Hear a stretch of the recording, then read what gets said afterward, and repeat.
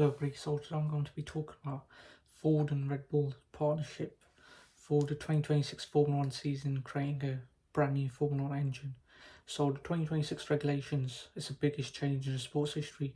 You got new engine regulations, fuel regulations and aero regulations, and back in February 2023 Red Bull decided that going forward Honda won't be manufacturing their power units anymore, and from the 2026 season and onwards it's going to be Ford.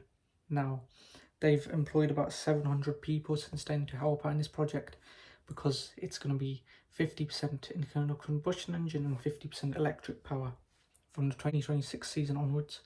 And the ICE has to produce around 540 brake horsepower, and the rest of it will have to be the electric unit, so 460 horsepower from the electric power train. So Laurent Mekies has come out and said it would be naive to expect Red Bull to be able to compete at the very front in Formula 1 from the beginning of 2026. Mercedes are expected to have the upper hand in terms of engine, but an employee from Mercedes moved to Red Bull and has implemented a compression ratio trick, which I will talk about in a minute. So last night in Detroit, Michigan, in Ford's home, Red Bull and Racing Bulls unveiled a new livery.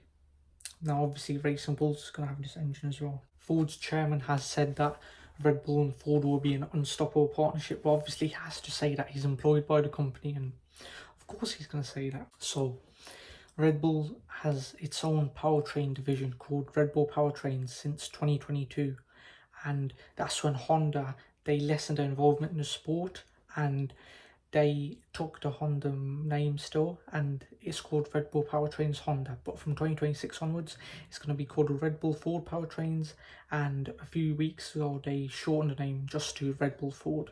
Sort of technical director of Red Bull's powertrain division, Ben Hodgkinson, he used to work for Mercedes, has been in Formula 1 for over 20 years, and he said that starting from scratch has come with pros and cons.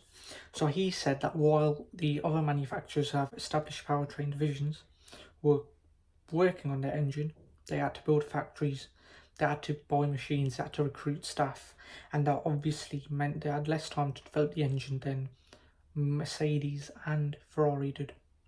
But here's where it gets interesting, the compression ratio trick. So as I mentioned earlier, a former Mercedes employee joined the Red Bull Formula 1 team, and he alerted the Red Bull staff that there's this trick. So basically there's this device that measures the compression ratios. So when it's dry, when there's no movement in the engine, the compression ratio has to be 16:1. But Mercedes and now Red Bull have found a way for the compression ratio to be 18:1 out on track, which was the old regulations from 2022 to 2025, while the car is moving, and that can be 0.4 seconds in Monza, so 4/10, and 15 horsepower gain.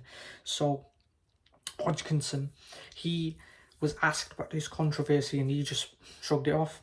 He said, any engineer that doesn't understand about thermal expansion doesn't belong in this sport, doesn't deserve to be an engineer.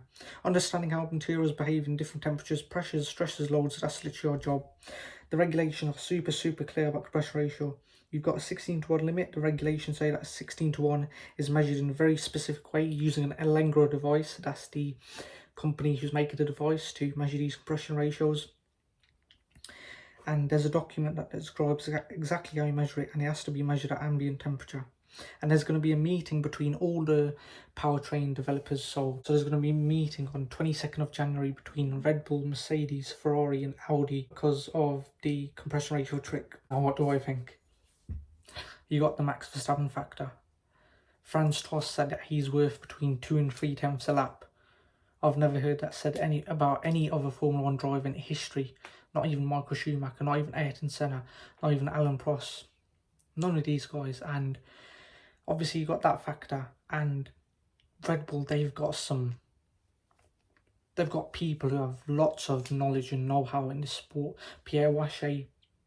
Obviously you got people like Will Courtenay leaving. He left early this month to join McLaren. Christian Horner left in July last year. Jonathan Wheatley's the team principal at Audi. Rob Marshall, he's behind the instrumental rise at McLaren over the past few years. Adrian Newey, of course, leaving in 2024, and now he's at Aston Martin. But I think that the people at Red Bull and their powertrain division can make a solid car that can compete from the first race onwards. Maybe you haven't heard this opinion from anywhere else, but I think that you got the driver factor, best driver in the sport, perhaps the best driver in the history of the sport ever to ever drive a Formula 1 car. And he can eke out 100% of the capabilities of a car. Literally 100%. If you run it on a simulation, what a car can do, he can do that in real life on the track, even if the conditions aren't good, as in there's low grip or the weather not correct or the wind speed or something like that. He can just do it. And yeah, you got the driver factor, and I just think that the people there know how to create machinery for motorsport.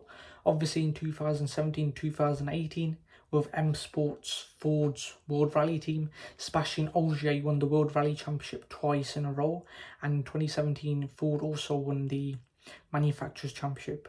Now M Sport World Rally team still races in the World Rally Championship, but they're a privateer team. They have a little bit of Ford involvement in there through funding and providing the Ford Puma World Rally 1 car. In 1979, this is a long time ago, Bjorn Walgaard won the 1979 World Rally Championship, and Ford also won the manufacturer's title that year in 1979 as well. But Ford, they have a lot of know-how, experience in motorsport. I think they can pull it off. Maybe a title winning car this year. If not on the drivers, maybe the manufacturers. So yeah, that's all I've got to say today.